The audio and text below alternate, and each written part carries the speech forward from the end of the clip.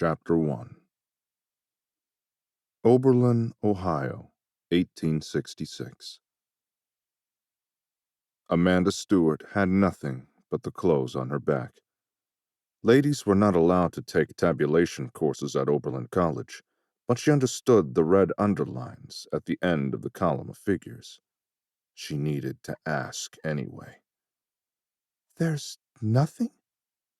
Her leghorn bonnet made it a little more difficult to lift her head, but she had to get a clearer view of her father's law partner, Mr. Henry, and she instantly regretted looking to him. Slimy Charles Henry made his way around to her side of his desk to provide an intimate explanation to her, a newly impoverished daughter of Ham, just what it all meant for her. The weakness in her stomach brought across her new reality plainly enough, and she clenched the folds of her crisp bombazine black morning dress into her wet palms. At least gripping the material would dry her sweaty palms and give her wrists some strength. She needed strength now. "Help me through this, God." Reduced now to this new status, that of a poor russet-brown colored woman with a brand-new college degree, she adjusted the new bonnet, but the gesture provided no comfort. She would have to endure the moist explanations of Mr. Henry straight into her delicately coiled ear, just above the tourmaline earbobs that her father had given her last birthday. "Miss Stewart, your father was an abolitionist who saw to it that every penny that he had went to ending slavery. And he succeeded.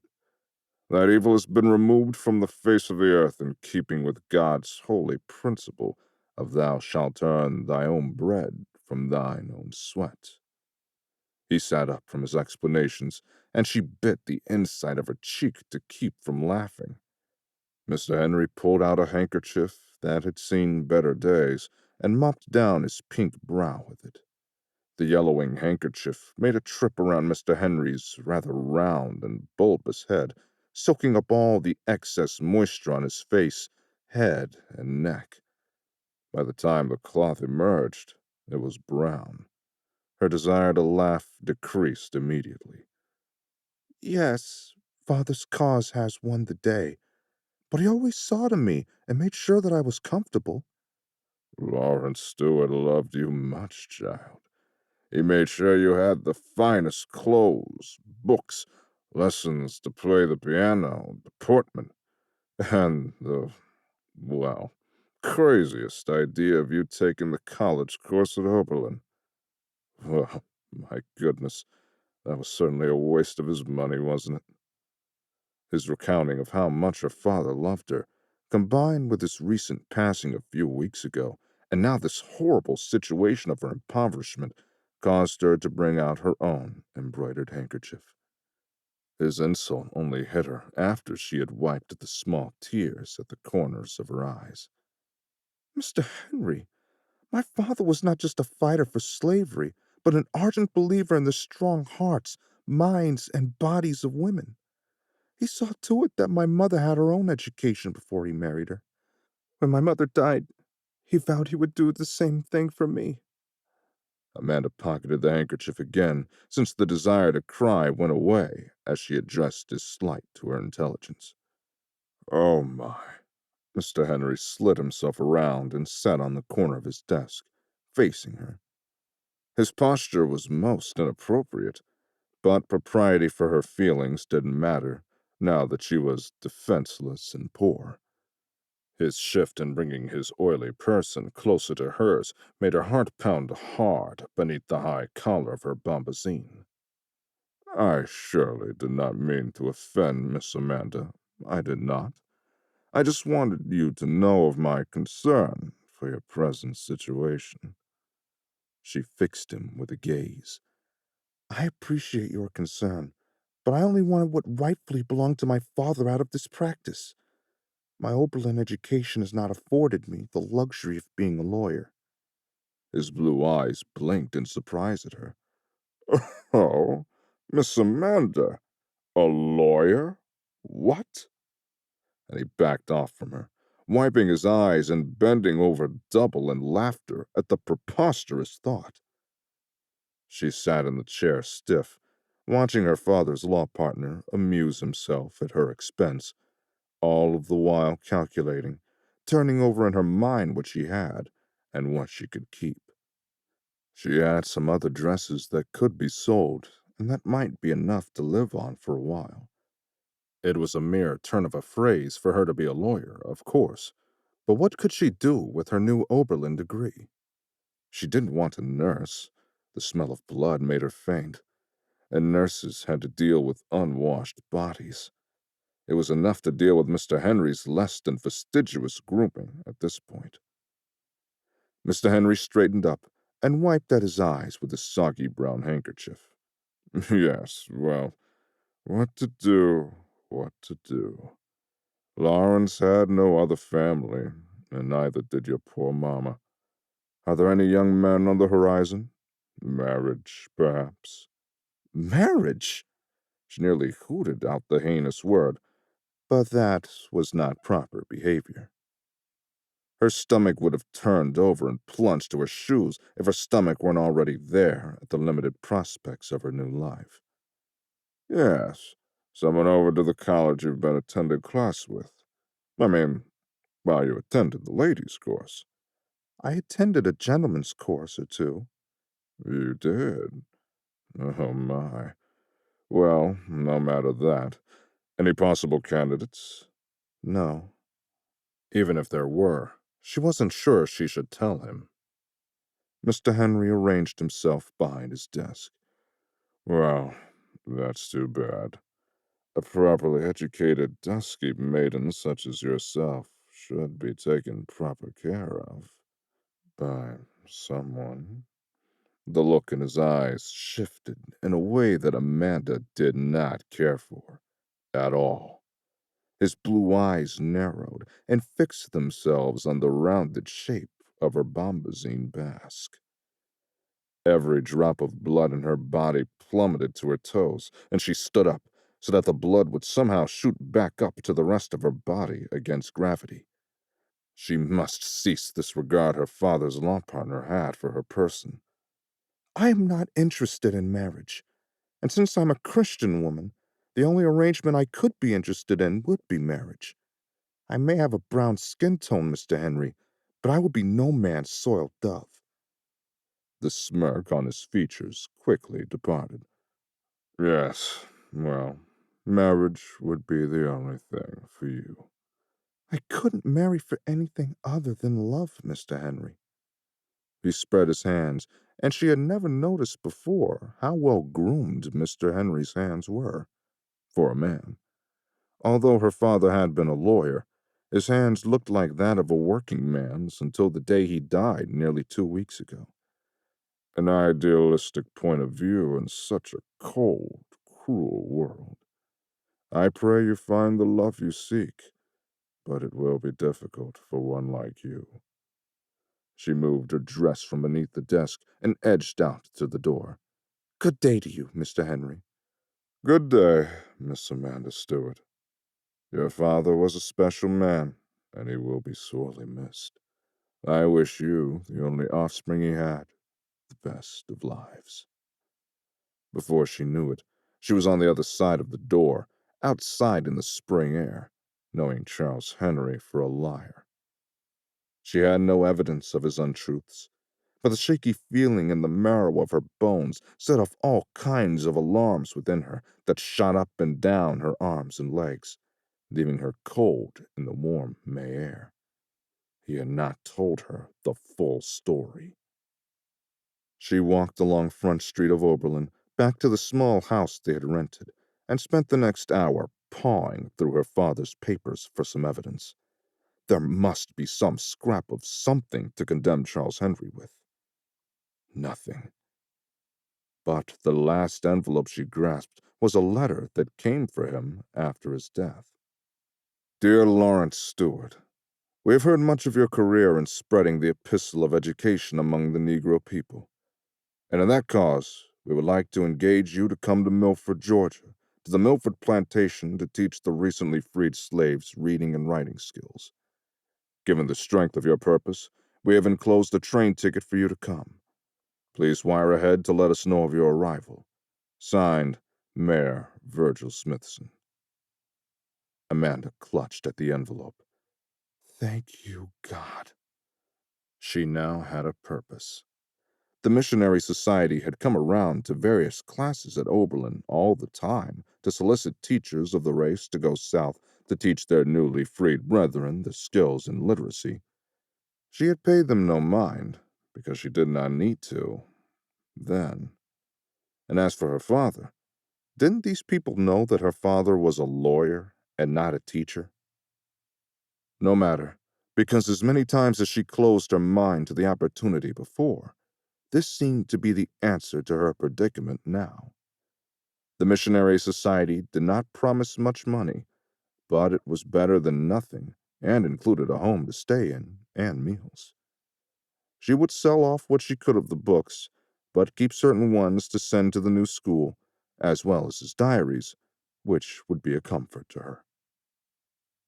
God's hand was in this, and in his mercy he guided her gently away from the prospect of a horribly disgraced life to one encompassing pride and dignity. She rose on stiff knees and arched her aching back to send a wire to Mayor Smithson right away, lest he find someone else to take up the engagement.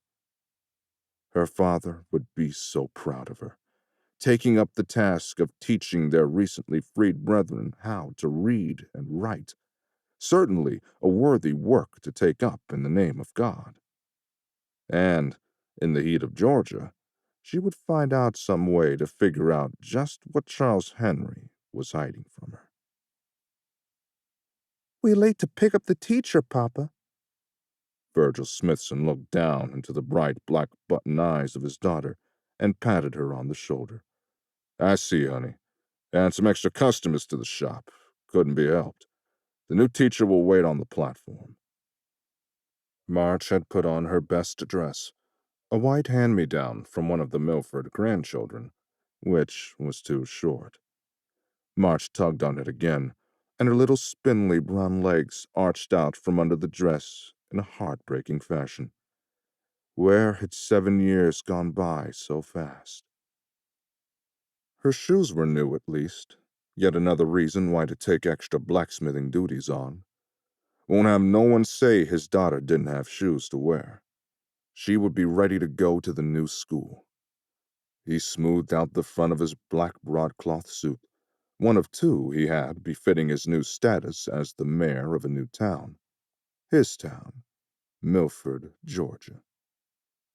Carved out of the excesses of the large cotton plantation, Milford proper consisted of his smithy, a park in the town square planted with Mrs. Milford's favorite rose bushes, some resin cabins, and the train platform.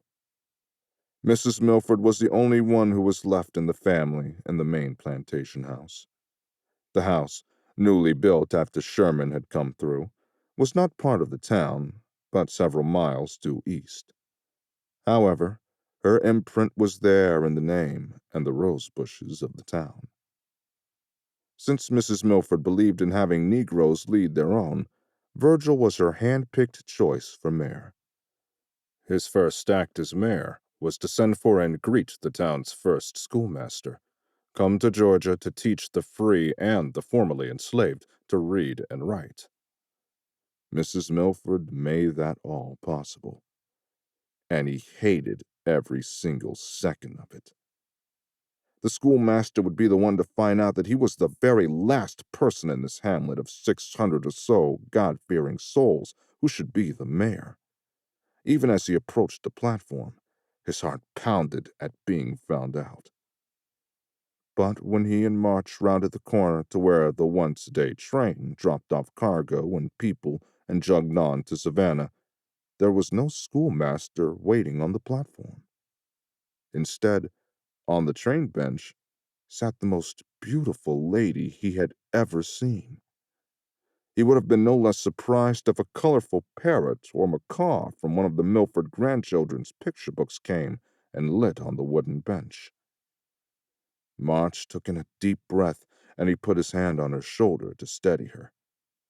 His little daughter trembled at the sight of the lady. His own stomach pitched around like ash at the edge of the fire. The lady leaned forward to regard them both. Her skin was the medium brown color of cooked oatmeal, the kind someone else made, and not him, since he tended to scorch it. And she flashed a smile to them with small, even teeth of the pearliest white. Her cheeks had dimples that sunk in so charmingly he would have sworn his heart flipped upside down inside of his chest. But almost as spectacular as she was in face, she was surrounded by yards and yards of black dress material, a dress so big and wide with hoop skirting, she tamed it down with small, dainty hands as she stood to greet him. Her black bonnet bobbed in kind as she greeted them with a pleasantly voiced, "Good day to you." "She's so pretty," March breathed in. She must be the schoolmaster's wife. Such a beautiful lady must be married to a high-up man like a schoolmaster. Where was the schoolmaster? No one emerged, and instantly he was made a fool in front of this beauty. He would have to speak to confirm it. "Ma'am, we're here to meet the schoolmaster. Is he round this way?" She regarded him with large eyes that resembled the candied chocolate drops Mrs. Milford kept in a big jar in the parlor. Her eyes were merry. "Are you Virgil Smithson?" "I am." He did not put out his hand, as it would not be appropriate to shake hands with another man's wife. He had a daughter to raise, and did not want to start trouble with the schoolmaster first off. "I'm Amanda Stewart." Virgil nodded. "A nice, proper name." "And your husband is getting your trunks." Although it made no sense, a trunk should have been unloaded with them. But he saw nothing. "I have no husband, sir, and I have no trunk." "Your black dress?" "For my father, Lawrence Stewart. I'm his daughter, Amanda. I've come to be the schoolteacher." A rush of blood came into Virgil's ears, and his heart threatened to beat right out of his chest. "You, a schoolteacher?" The lady, she said her name was Amanda? She rearranged her big skirt, big like how Mrs. Milford's used to be, and put her gaze on him. Something about her eyes made her look as hopeful a little girl as March. "Yes, thank you, Mr. Smithson. I just finished the course at Oberlin College in Ohio. I've been my father's pupil for many years before that. Let me assure you, I'm well qualified." "We wanted a man. Where is he?" Virgil blurted out, and red heat blossomed onto his neck and face. She was sure to see it, no matter the deep brown of his skin tone. "Oh, so sorry for your loss." The look on her delicate features etched deep pain. If she had been punched in the gut, she would have looked as hurt. He wanted to collect her up and tell her it would be all right. "I'm sorry for your loss, miss." And he was sorry, but there was some terrible mistake. "Thank you." She pulled a delicate white hanky out of a skirt pocket within the big skirt and wiped at her nose with it. The whiteness of her hanky contrasted sharply with the deep jet of her gown, and Virgil almost forgot his daughter and his discomfort until March said, "Pretty lady, teacher." And before he could stop it, Amanda Stewart bent down to talk with March, her big white skirt spreading out into the dusty wooden platform. "Hello, I'm Miss Stewart. Pleased to meet you, Miss Stewart." She bestowed that smile of hers on his little daughter, and a connection knit itself between the lady and his child. "No, time to cut this off." He took March's hand in his. "The community sent for a male teacher, miss." Amanda stood and faced him again. This time he was surprised that the tip of her bonnet just about measured up to his chin. She carried herself much bigger than that. Or maybe it was her clothing. "You are mistaken, sir. The missive said you needed a teacher. I can provide that service." He let go of March's hand and pointed down the road. Most of them who needs the lessons is going to be old and big. Case you hadn't heard, freed slaves want to read and write. Gotta stand up to them, and not have no tinies talking to them just so. He was a man who saved his eloquence in defense of God, especially when he prayed. He didn't know how to talk to some fancy northern schoolteacher lady. Mr. Smithson, what are tinies? Well, now, Virgil spread his hands. Someone like me, ma'am. Small, getting in the way.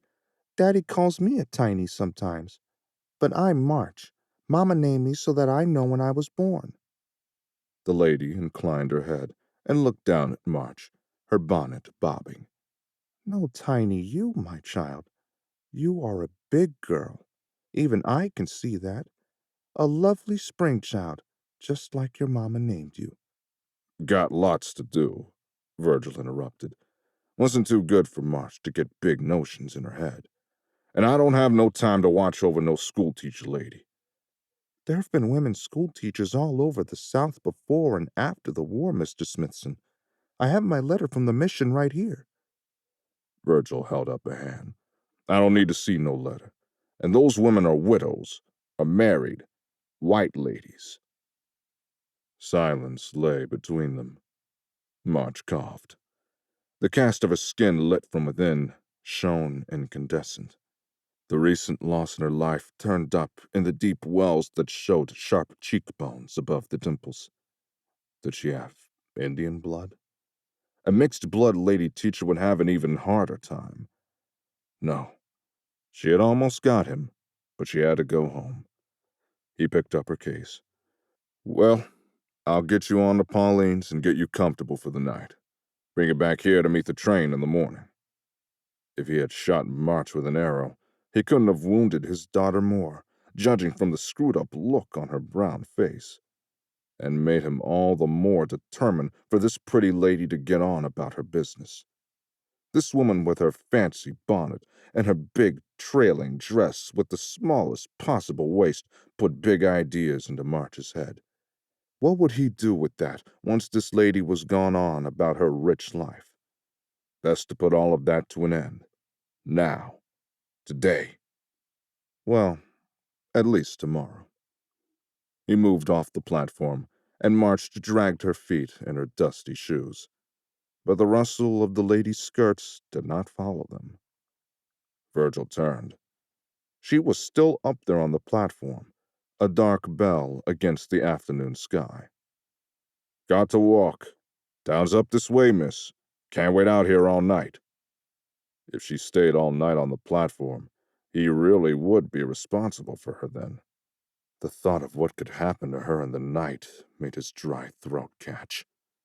I'm staying right here, Mr. Smithson. A stubborn female. An even worse sight for March to see. He started again. Nightfall come, miss, and the night riders could come and do you great harm. Wouldn't want it to come to that. Couldn't she see her safety was at stake? And he couldn't touch her to bring her on. He looked at March to see if she were concerned about this lady's safety. But his daughter, his own child, looked away from him. Miss Amanda embodied danger itself. She had to go. I mean to say, I can't go anywhere else, Mr. Smithson. If you'll just take me to the teacher house, I'll be comfortable. I'm telling you, Pauline will put you up. What else you need to know? I'm homeless, sir. I have no home or family or anywhere else to go. He dropped her case to the dust, clean out of options and responses. No matter that he was a freeman who bought himself out of slavery way before the war come. A man who used fire to make iron bend to his will had just met his match.